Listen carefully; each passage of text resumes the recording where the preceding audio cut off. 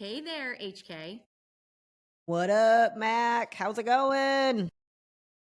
Here we are It's back going. on the Some Disruptors podcast. I keep calling the OG Disruptors podcast, and Mac wants to throw her awesome hat at me, but here we are again. And I am so excited today because we have one of my favorite humans on the planet here to join us to have a very, I'm sure, riveting and super PG clean, squeaky clean conversation.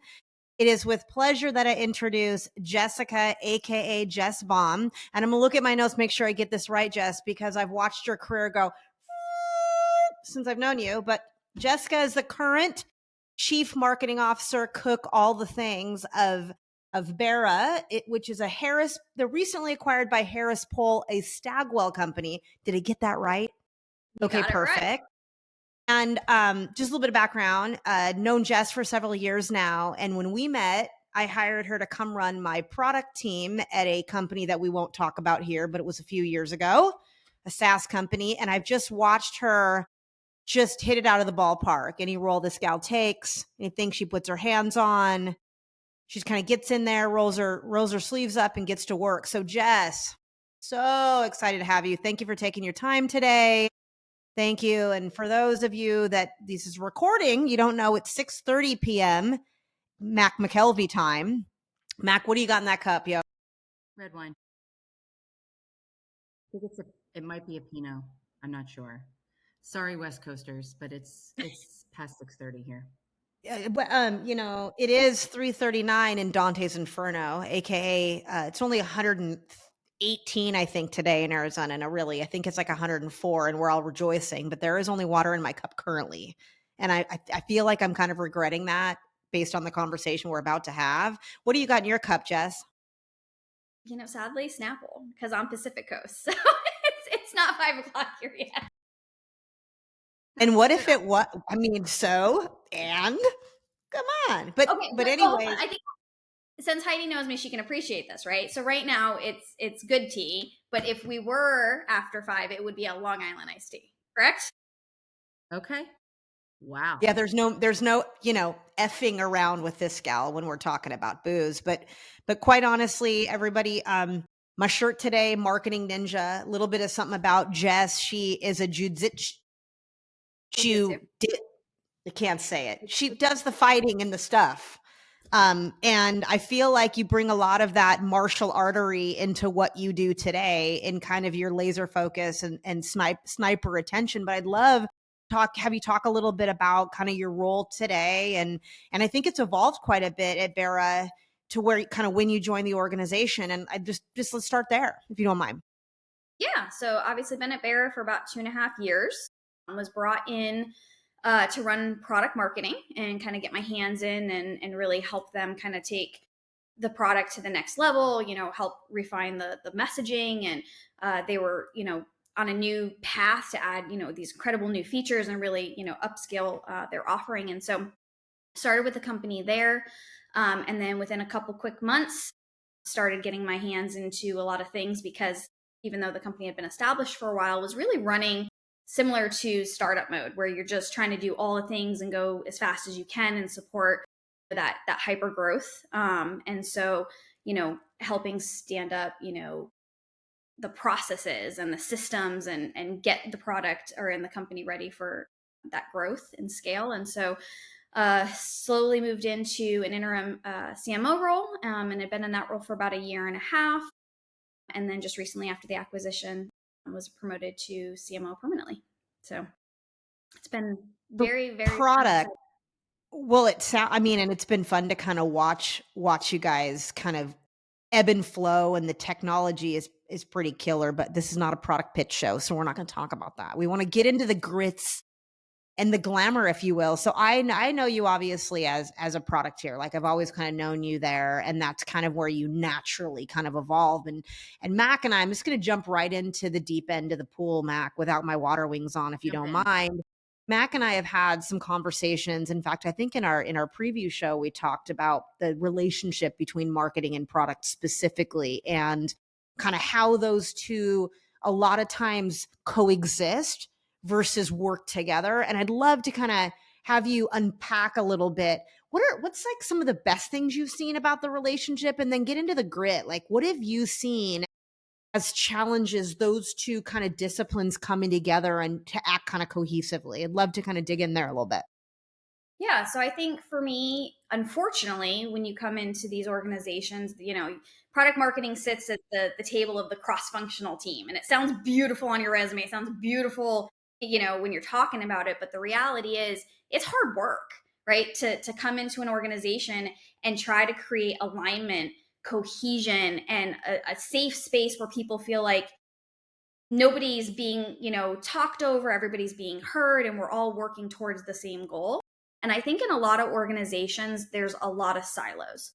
Marketing's working in a silo, they may be working really closely with sales, but really outside of that, and aside from a little bit of support on the CS side, and maybe on product side, there's not a lot of back and forth where they're sitting down at the table and talking about, hey, at the end of the day, the company succeeds and fails if we're all working together, right? You could have the best marketing in the world, and as a consumer, I buy your product, it doesn't work. That's not a marketing problem, but guess what? That's now a brand problem because your product is terrible and I no longer, love that. And so I think that when you go into companies that have a really strong relationship across all of the core functions, so marketing and CS and product and sales and leadership, and they're all moving towards the same direction and same goal, that company will be just unstoppable. They're going to knock it out of the park because the salespeople know how to sell what the product is building because those conversations are happening. And sales is going to product saying, hey, we're losing deals because we don't have XYZ features. And product's going, hey, you know what? I'm going to go build those. So that way we're not losing anymore. Or, CS is coming in and saying, hey, we have a churn problem because, XYZ. And then product's saying, you know what? We're going to stop with churn. We're going to go build that into the product. We're going to create stickiness. And companies start putting a bigger focus on the customer experience. And I hear it a lot. Let's focus on new customers. Let's focus on new customers. It costs more to acquire a new customer than to retain an existing one and to expand it. And so I think once you get past kind of the fluffy marketing, sales sells it, nobody talks about, well, what's the rest of that journey? How does CS onboard it? How do they support it? How does product activate it? How do we retain it? How do we expand it? And how do we, continue to grow that relationship? Yeah, I had a question because I agree with everything that you're saying. So I think one of the biggest challenges product marketers have is it's not an understood role. It's not one that I feel like has a very clean description. So in every company, the product marketer serves a little bit of a different role. If you could define it, right? If you could define at the core of what product marketing is, what is it? Like, what is the remit at any stage of growth? Yeah. And I think it sits right between marketing and sales and product, which means it's a very strategic role. It's somebody that at the end of the day oversees the 5 Ps, right? I need to make sure I'm the one that owns the messaging. I'm the one that owns the positioning and the pricing and the packaging. Doesn't mean I'm doing this in a silo. It's saying, hey, I need to make sure as a business, right, all of this is cohesive and that the whole company is aligned around it and that we do this correctly. And so as a product marketer, you are responsible for those 5 Ps and working with the different stakeholders to make sure that your messaging is on point, that sales and marketing is focusing on the right audience. Because that's, I think a lot of times marketing just goes back and says, hey, we're going to go after, all the we have a marketing product. We're going to go after all the marketers. Well, that may not be necessarily right. Like that's more of the shotgun approach. And so the product marketer really needs to make sure that marketing is focusing on the right person, they're positioning and selling and pitching it correctly. They need to be supporting sales with all of the collateral and the talk tracks, the sales, materials, the competitive space that falls within the product marketing space, because that's really core for how we win, how do we lose, how do we properly position. Like I said, having conversations with finance and the executives on pricing and packaging. And then all the way through to working with product on, getting folks into the system, activating them, understanding what is it that's going to get them into the product, that's going to keep them sticky, and then what's going to essentially help us expand them. So it's a very broad role, but I think, there's pieces of that touch all of the other cross-functional teams. And to your point, Mac, one of, I think, the most frustrating things for me is when I come into an organization and then, hey, we're going to go have a strategy conversation over, this product, and people are off doing this. You're like, hi, I should be leading that. Hi, I should be involved in that. Or, pricing and packaging. It's done in a silo, and then you sit down and you realize it's done in a silo, and half these people don't even understand anything to do with pricing and packaging. There's different approaches to pricing and packaging. There's formulas that go involved, right? There's testing that happens, and they just kind of slap a number on it. Yeah, they just slap a number on it. Well, this is our cost, and we'll throw some profit on it, and that's it. Well, okay, maybe, but cost plus may not be the best option for the business.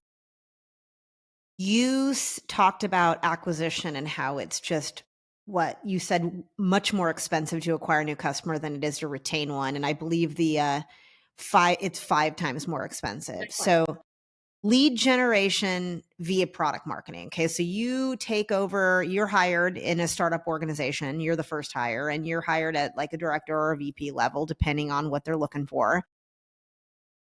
Which do you hire first and why? You hire someone that specializes in lead acquisition. You hire somebody that's product marketer, and tell us why. I think I already know the answer. Oh, I know you know the answer, Mac. So if I started a business tomorrow, my first position would be product marketing. 100%. 100%. Because at the end of the day, the product marketer can come in and build that foundation. A good product marketer can get you the first rounds of performance marketing and brand awareness. They can get the lay of the land, set the foundation, and help you identify the problems and the levers, and they'll get you that level of growth. It's when they have so much to do that they're so busy that then it's time to start bringing in the support around them, right? But definitely, hands down, product marketers should always be the first hire. Would I go as far as saying then in the startup world, the first hire a CEO or a management team should make in marketing is a product marketing hire, period? 100%. And I think a lot of times in startup world, right, you have the CEO. A lot of times they're either, a product guy or a dev guy, and they're going to go build it themselves or hire, a team, sometimes offshore.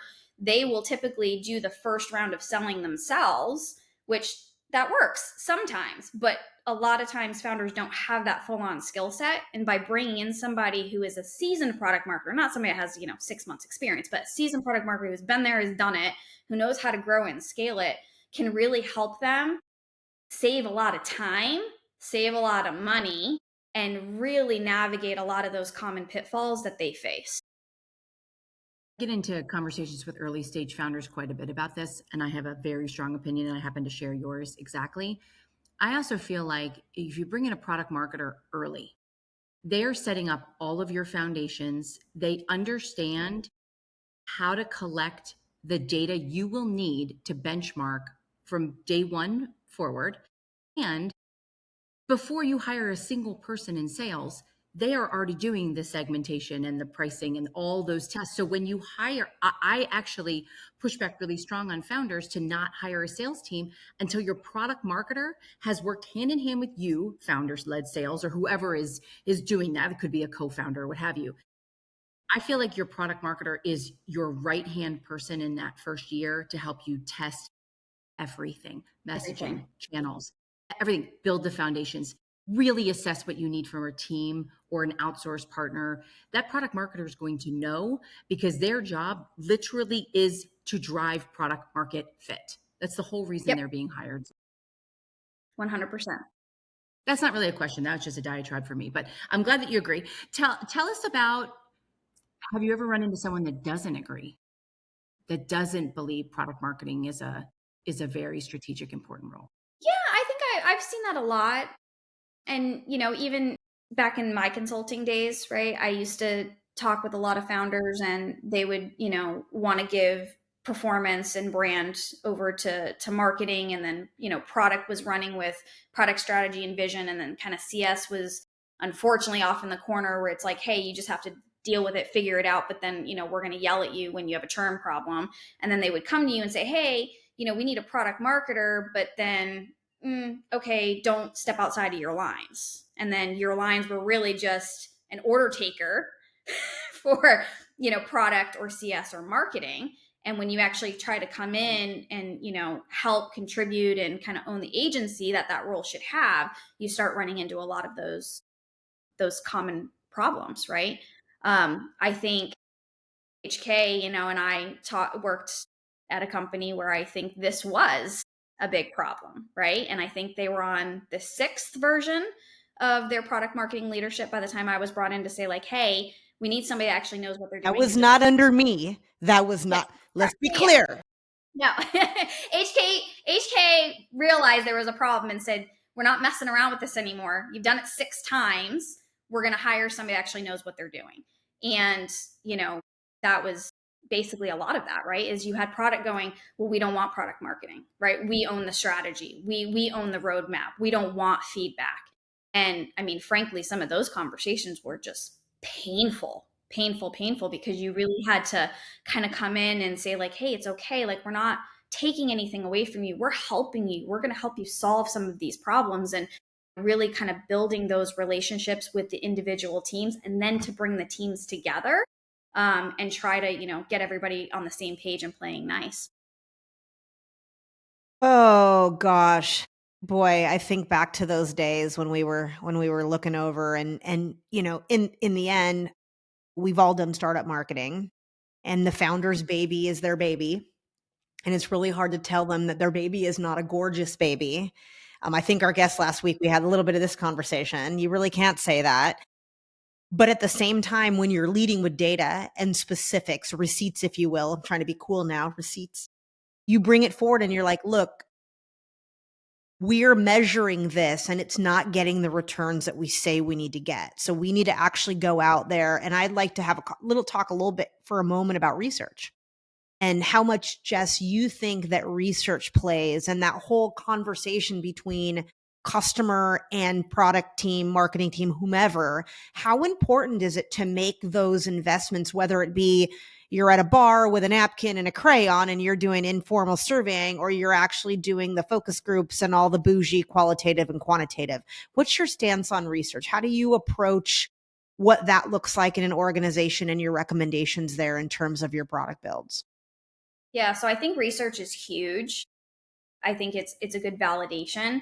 And I think companies that put the customer voice through everything that they're doing are the ones that excel, because they're aligned with their audience, which means their audience is happy with their product because they're building for their customer. They're solving those pain points, and there is that perfect fit and alignment.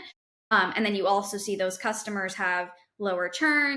They're, higher price elasticity because their customers want them. There's a preference for them. And so for me, I think it 100% is a requirement. Now, coming into a startup, limited funds, you have to be super scrappy. You don't have to go out and spend 50,000, 100,000, $1 million on research. I think just picking up the phone and having informal conversations with some customers, listening to some sales deals on some prospects. What are they asking? What are their pain points? How is this conversation going when you're talking to them about your value proposition and the demo? And just getting some of that research, even if it's just small sample to begin with, can start to really drive what you need to be correcting. And it's kind of funny because I get this question all the time. How do you do messaging and positioning? And it's so funny because I think a lot of times people think you just kind of create it, right? And for me, I'm sorry, but Chat GPT, isn't that how we do it now? We just go plug it into the tool and it's perfect, right? Every time. Sorry, Mac, you know. And so it's funny because I feel like it already exists, right? Like, I'm not coming into a company and I'm not just randomly creating some things and some words on paper. It's actually already exists there. It's in your customers. It's in your prospects. It's in your sales pitches. It is there. It's in the product. And it's basically, once you start kind of unfolding those pieces and you uncover those rocks and then you kind of put it all together and you got your little Scrabble tiles and you start lining it up, that's really where the messaging and positioning kind of grows from.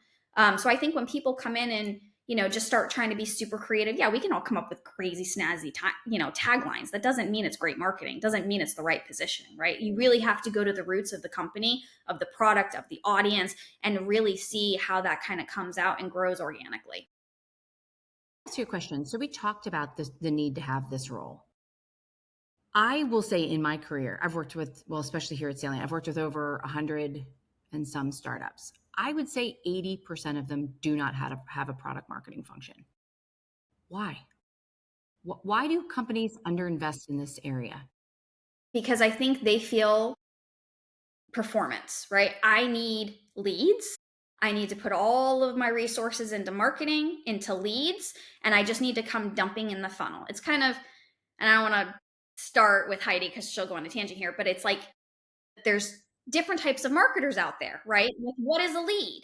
And you have marketers that throw a bunch of content, that buy a bunch of lists, and then they throw them in as MQLs, and then sales is calling it, and then CEOs are going, well, I don't understand, right? We have 2,000 leads this month or this quarter, and sales is going, but nobody's interested, and they're blaming marketing, and marketing's blaming sales. And the reality is that it's just such a disconnect, right? And so I think there is this misconception from a lot of times with the founders and the executive team on what does good look like, right? Nobody out there has this idea of what really good looks like, not just for marketing and not just for sales and not just for product, but what does this whole buyer journey really look like?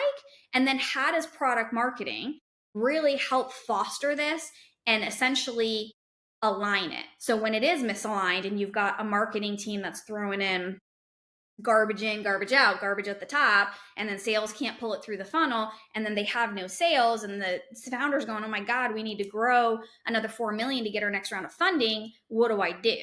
And so I think, if more founders, more executive teams really understood, the core problem and what good looked like and how product marketing could help solve that problem, I think you would start to see more of those founders would go, yep, I got to hire product marketing, because at the end of the day, it's about growth. It's not just about hiring a marketer that's going to go out and rebrand and create the flashy stuff, right? It's all about actually getting the structure and the automation and the flows and the efficiency. I'm going to say something kind of confrontational here, not with this little group of individuals, but guess what happens? And Mac and I have talked a lot about this when marketing so you have a lack of a product marketing function, product market fit doesn't really exist. And you've got a lead generation acquisition team that's out there spending money and firing and generating leads that are not getting across the finish line because of that. And sales is pissed. You've heard me say monkeys slinging poo at the zoo. Guess whose head rolls in that situation? Do you think it's sales that's head rolls because they can't close deals? Sorry to my newer marketers out there that are watching this. Done napping. Like marketing and sales misalignment based because of lack of product market fit and a lack of a product marketing vision in the organization. That's the fix that needs to happen every time. And I love that you're talking about that. Can we take a little bit of a piv here real quick? You have a really interesting, what'd you say? Pivot. Piv? No, I got fired up. I said I wasn't going to get you fired up, but I got you fired up. No, I mean, but I think one of the things that attracted me so much to you, Jess, the first time we ever had a conversation before I hired you, is you're not traditional in that you didn't just know at 12 you wanted to be a marketer because you saw a Barbie commercial on TV and you wanted to go and figure out how to sell the little Barbie car. Talk about your entrance in the roles that you've had and how you've got like kind of figured out along the way, because it's a really cool story. Yeah. So when I started, I started off like, hey, just like every kid that just gets booted out of their house, like, hey, I need to find a job. So I started as a secretary for, a recruiting agency, and realized that we didn't have marketing. We had some recruiters on the floor, and I think I was like 3 or 4 days in, and the guy who owned our CRM and ATS system basically went up to the boss and said, hey, I want a raise. And he said, no. And he said, okay, well, here you go, like deal with it. And I walked out of the company. And so my boss is like, nobody backs me into a corner. And so he walks over to me, goes, are you tech savvy? I'm like, yeah, I usually figure stuff out. He's like, okay, good. And he drops this freaking book that's like this thick for the system on my desk. And he says, good, you're like the new systems admin. Okay, sure. Like 3 days on the job. So I take this book home, not joking you, cover to cover, read the thing, came back in, called, the company, started learning about it, figured out what we had, and realized that we had used like 10% of the company, or 10% of the product. Like there was so much we could do. And so of course, then I'm like, the creative juices start flaring. And so I come in a couple days later, I'm like, okay, do you know we could do this and we could do this and we can do this? And before you know it, I now basically architected the website with the software, with my first lead scoring model and all these things that at the time I didn't really quite know what it was. But then our sales and our lead gen just blew up. And so then that then became the snowball over the next 9 years of me essentially standing up and building, the marketing function at this company. But then at the same time, I've got, I was very technical, and I had my CFO come in and say, hey, we need to move from, this kind of mix of Excel and QuickBooks into, Dynamics. And like, we need somebody that can do the integration, and you're really technically savvy. So like, hey, you're going to lead this. And I'm going, I know nothing about finance, like nothing. You're like, being good at your job. You just get more and more. Well, and it was funny because I used to say to him all the time, and I will never forget. And when people ask me, like, what do you contribute to your success? And I think this is it. Because I said to him, I said, why would you do this? Why would you pick me? He goes, because you're the only person that if I say, give it to Jess, you'll just go figure it out. Even if it's outside of your scope, and you're not afraid to say, I don't know, but I'll figure it out. And so it was just grit and scrappiness and just curious, eager to learn, afraid to fail, and just trying to do it. And so, I evolved so much in that first 9 years that it really kind of gave me that platform of learning marketing hands-on, figuring out through successes and failures, as well as the tech side. And so after that company was acquired, I stayed on through the acquisition for about 1.5 years. And then I kind of stepped back and said, I think at that point I was director of marketing. And I said, I think I want to be more technical. So I actually took a full step back in my career to take and learn product marketing. And so I left as a director and I joined, a global e-learning company as just a product marketing manager. Just walked in and was like, hey, you know what? I'm going to just learn this. And I wanted to learn the other side that got closer to product. And so I was at that company for, I want to say a couple weeks, maybe a month. And we had a shared resource in our compliance division with corporate that did performance and demand gen. Well, she quit. And so my GM is talking with my VP of product, freaking out. What are we going to do? We don't have anybody. Sales is freaking out. And so of course I'm like, that's no big deal. Like, here, let me take this home. So I take it home. I go into Salesforce. I'm pulling win-loss data. A couple days later, I put a whole strategy together. I find out what the budget is and I put it all together, and I come back and I hand it to him on his desk. And I said, here you go. I said, you can just run with this. Well, so he goes, has a conversation with the CMO. A couple, hours later, I get a call from her and she's like, great, you're going to run this now too. I was like, okay, I guess we're back into doing demand gen and doing performance. And so then quickly I was not only running product marketing and performance, I was also running, brand and all of that. And then it became a global, position. So then I was running with folks in APAC and EMEA that were rolling up to me as well. And then from there, I just kept, running up the product marketing line. And then every time I noticed all these things that we've been talking about as I'd come into these organizations and there would be this misalignment, and then there would be these challenges on the marketing side so I'd come in on the product marketing side and then, kind of pivot into this hybrid role where then I was supporting marketing and the demand gen and sales as well, because there was that misalignment. So yeah, it was the gift as a leader, man. Having someone like her, you're just like, go figure it out. And it's, I'm telling, again, advice to our marketeers out listening, be willing to take on the hard stuff, go learn. Because that's kind of how I ended up running a sales organization, voluntold, is because I'm like, dude, it's broken. Did I know anything about it? Had I ever written a comp plan? Hell no. I did a lot of reading. I mean, that's the only way you know how to do any of that stuff is that. I'm sorry, Mac, you were going to say something and I jumped on my big mic again. I apologize. Not at all. No, I was actually really thinking about, again, this disconnect, because I love what you said. And I think there's probably a whole show we can, or a whole season we can do on how I got started, because I truly think the big through line is just grit. It's just you put your head down and you figure it out. Because I was actually started on the engineering contract side of the world, long story, went to PR, went to marketing, and I never had training in anything. I just figured it out. And through brute force and just being a sponge and just really listening, I feel like is how I learned. So my question back to you actually would be, how did you teach yourself to do all this stuff? Like, what was your process? Did you talk to people? Did you go do, now you can use YouTube and lots of other Yeah, resources I to was just gonna say, like yeah, step back the and be like, world. Long Island iced teas. it's like so easy, Long Island iced teas. right? Not to age myself, because I remember when social marketing was not an actual position in a company. Sure. But Heidi can talk to this too. Like, my favorite place in the whole world is the bookstore and the library, right? Like, so I was out there, on Google. I was out there coming home with the books. I mean, I still have those books in bins in my garage. The nostalgia of it. All outdated now, but and I would read and just and I would read it, and if there was something I didn't understand, then I would go online and research it and find examples. And then if I came across somebody that had some type of skill set that I didn't have and that I was continuing to work on and develop, it was that insatiable curiosity of, hey, how did you get started? What works for you, what doesn't work for you, tell me your success, tell me your failure.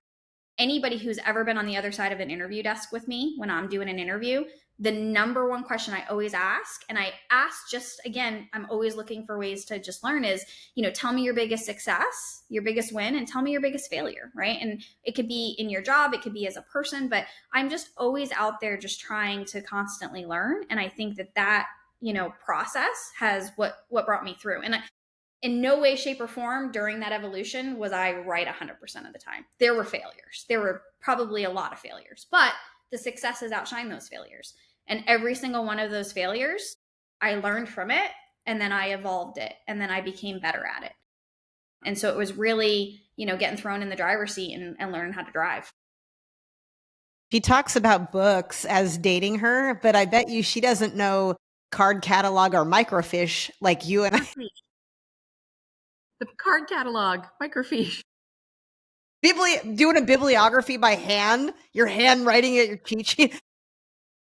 Typewriter. I'm definitely dating myself. I was one of the fastest typers though in my QWERTY keyboard. Well, my QWERTY typewriter, now keyboard. I But mean, I yeah. try to ask the question, your advice to your younger self, but I think it is just learn, right? Always be willing to learn. And I love that you use the word grit, because Mac is not a huge fan of the word hustle. And I think grit is a very different word. Hustle is just, you're doing it no matter what. Grit is actually wading through the mud and learning and yearning and doing all the things. And I don't know seeing, if we want to. I think grit. I think hustle to me connotes like just moving fast. I think grit means perseverance, like seeing something through, like putting your head down, figuring out, solving it, and closing the loop at the end. To me, hustle is just sort of a one-way motion, right? You're just running towards something. And I don't know, I think grit closes the loop a little bit more from a word standpoint. I think we have to take a quick pause to thank our sponsor, which is Startup Marketer, by the way. So let's take a moment and we'll be right back. We love startups, but marketing for them can be hard. Whether you're a founder, a seasoned marketer, or a recent marketing grad, Startup Marketer is here to help. Startup Marketer, or SOME for short, is a first-of-its-kind marketing ecosystem designed by startup marketers with experience working with over 100 startups. We understand the unique challenges you face because we've been there, and we're sharing our cheat codes for success. With bespoke marketing templates, on-demand courses, interactive sessions with experts, and a vibrant community of like-minded professionals, SOME combines accelerator muscle with community wisdom. You can even book an expert to troubleshoot or ideate in real time with senior strategists and senior doers. In a world where marketing is a critical element for startup success, SOME equips you with everything you need to drive growth and stay ahead. So join SOME today and elevate your marketing game. Visit thestartupmarketer.com. We cannot have an episode without putting our guests on the spot here. Speaking of fancy taglines. Oh, And I don't know if you had an opportunity to view the other ones that have been live. And so I hope not, because this is really going to be rubber where the rubber hits the road. And really the marketeer in you is your best Real Housewives intro tagline. And Mac and I will set the table.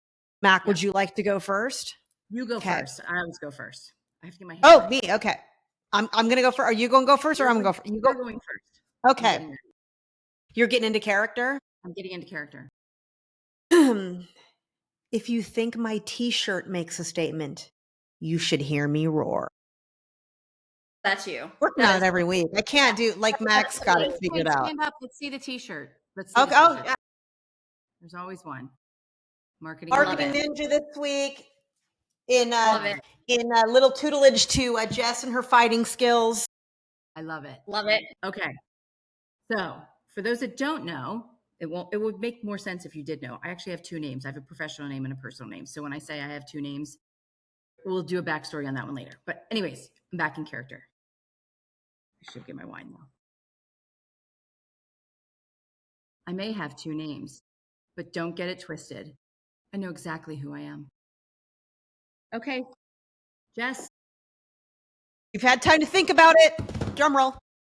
Yes. I think what would sum me up is I'm scrappy. I'm No, you have to sassy. get into character. You have to say it in character. Go. In character. Like Get interview answer. hammer, right? Okay. So All right. scrappy, Deliver sassy, your line with gusto. We're ready. scrappy, sassy, and seriously good at this stuff. Like that would sum me up. I like it. I like it a lot. I want you to deliver that again with the exclamation point that I know should be at the end of that. One more time. It'd be scrappy, sassy, and seriously good at this stuff. The Jess that's after hours Jess, she'd fit the MF word in there. She's seriously MFing good at this stuff. Or what? Or my dragon, or a dragon. Once again, Mac and I have worn our hats, and I've ruined my attempt at blowing my hair out today. But I love my hats. I gotta wear my hat. Love it. Got to represent. Jess, before we leave today, I have one more question for you. So going back to even just a few years ago, forget, early in your career, but just even a few years ago, or even now, I guess, with your current team, where do you send people to learn and build community and get to know other people in the field and become better practitioners and practice and get access to, best in class tools and I mean, in all seriousness, is there a place? Is there a place for that? And should there be a place for that? Yeah, and so HK, which is true, right? So I think had you asked 10 years ago if when LinkedIn was what LinkedIn was supposed to be, I think that would have been a great place to go. I think LinkedIn, sadly, has, just become this watered down AI, TikTok for professionals. And I think it's becoming harder for people to actually make meaningful connections and network and, find the knowledge. I think it's all just Chat GPT kind of respun. And a lot of people get on there and they talk about, I look at their, their resume and then they're out there telling people what they should be doing with brand. And I'm going, oh, geez, that's not what you want to do with your brand. Right. And so for me, I think it's really about networking, personal to personal connections. And so, Heidi, anybody else in my network, we'll bounce ideas off of one another. We will, refer people back and forth. A lot of other people in my network will reach out and say, hey, I know you may not be hiring, but, this person I know wants to get into marketing. They just graduated and they just need somebody to talk to, can you spend some time with them? And I'm like, yeah, absolutely. And, mentorship. And I think the more you have those conversations with seasoned marketers and other professionals, I think more and more of them are doing that. They're cultivating that network and they have that network outside of the platforms like LinkedIn, and you can plug into those. And those are great places to start. And then I think, in general, just depending on what the topic is, like Reforge is a great, resource, and there's quite a few different resources. So just depending on what the topic is, I would then say, hey, go check this out or go check that out. It would be very prescriptive based on what they would. There's lots of places you can go. If only there were a centralized one. So stay tuned. The reason I asked this, and just to follow up on that is, one last question, which is, we've talked a lot about product marketing today, but in your experience in the startup space, do you think it's a positive or a negative that people hyper specialize in the startup space? I'm not talking big brand. Yeah. No, I think in the startup space you have to be able to be flexible and do anything and everything, right? Because you don't know what today's problem is going to be, and what you're going to face when you go in. And it's funny because you talk to companies and they'll say, "Hey, the person that you hire from that can take a company from 0 to 10 million may be a very different individual and a very different skill set than somebody that's going to take you from 10 to 50 or 50 to 100." And so I think you need to also be that type of person that's adaptable, that can come in and solve not just the hard marketing funnel questions, but you need to be able to help sales sell and help position and help work with CS and figure out why you have a churn problem, and how you stop the leaky bucket, right? Because that's really what we're doing, is we're trying to fill the bucket, and we're trying to plug all the holes and really help sustain the growth, and create that flywheel. And then once the flywheel is there, then you just gasoline in a match, and then boom, the company's off to the races. But those for specifically in the startup environment, you absolutely need to make sure that that person is competent, laser focused, and can really do quite a lot of different things. Gosh, though, Mac, I think you and I talked about this, and Jess and I experienced this firsthand previously, is companies that have a desire to hire at a particular level, and they'll hire at that level and give someone a fancy title that isn't qualified for a fancy title, but compensates them at the level they're really at. It is doing a disservice to both the company and the marketer. And, because what happens is as much as we'd love to think that a marketer is going to have a tenure of 20 years at a company, particularly in tech, let's just call a spade a spade. Individuals move around. They want change. They want some security, if they will. They want to feel heard. If you are out there and you're hiring a marketer and you're over hiring title and underpaying, or vice versa, when that marketer goes and moves on to the next role, let's just maybe somebody's at a director level, but they really are a marketing manager, but they're calling them a director, but paying them at a marketing manager level. When they go out to hire at a larger company, to your point, Jess, about 0 to 1, 1 to 5, they are absolutely going to get steamrolled as a director at that company. And I think that marketers, particularly the younger generations, want to rush. Jess has worked really hard and been really patient. They want to rush into those titles, and rushing into a title is going to end up coming back to bite you in the booty every time. And it's, same thing as, to your point, Jess, you were saying about knowing how to do everything good enough. Gosh, I just had somebody ping me last week, like, with my background and my skill set, was exactly what they put on in the DM. We are really looking for a director of marketing. And I'm like, first of all, I'm not a director. And I'm looking at your JD, and the JD that you're looking to hire is absolutely at a C level, which is my background, but they wanted to pay at a director level. So companies that are also looking to get that big ticket and aren't going to pay for it, it's insanity. Some of the things I'm seeing, absolutely insanity. And that's no shade. If anybody listening is the one that pinged me, I don't think you are, but you got to be also like, you got to be realistic about what you're hiring and what the next step is going to be for that marketer in the end, because it's one of the things that I think is a big deciding factor for me when I'm interviewing and looking at where I'm going to go hang my hat and where I want to put my time and effort is the culture of a company. And I love when I get those emails, Heidi, because it's like instantly delete, because I know that is now going to permeate through the culture of the company, which means you're going to have high churn. I don't have to ask them, because I know people are leaving because they don't value their people. Because if you value your people, you're going to give them the title, you're going to give them the comp, you're really going to bolster them up because you want to see them succeed. You want to see them stick around. And when you're doing the bare minimum and you're grinding these people into the ground, they're not going to stay. They want to grow. They want to be able to feed their families, right? And so I think for me, it's not just everything that you said, but it's also what is the culture.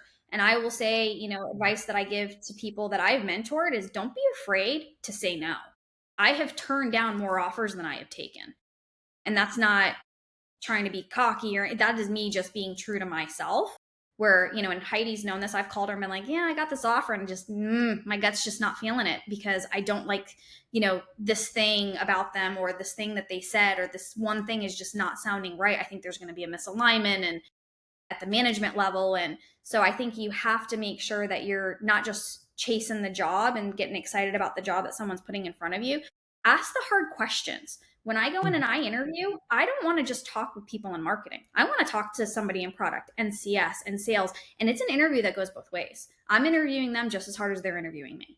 And I think that that's really, really important as we think about marketers taking on the roles, finding the right organization, the right team that you want to invest your time to continue to ladder up and grow your career and make impact. Good point. Good point. Well, you did not disappoint, Miss Baum. I so appreciate you joining us today. So appreciate you joining us. Thank you so much.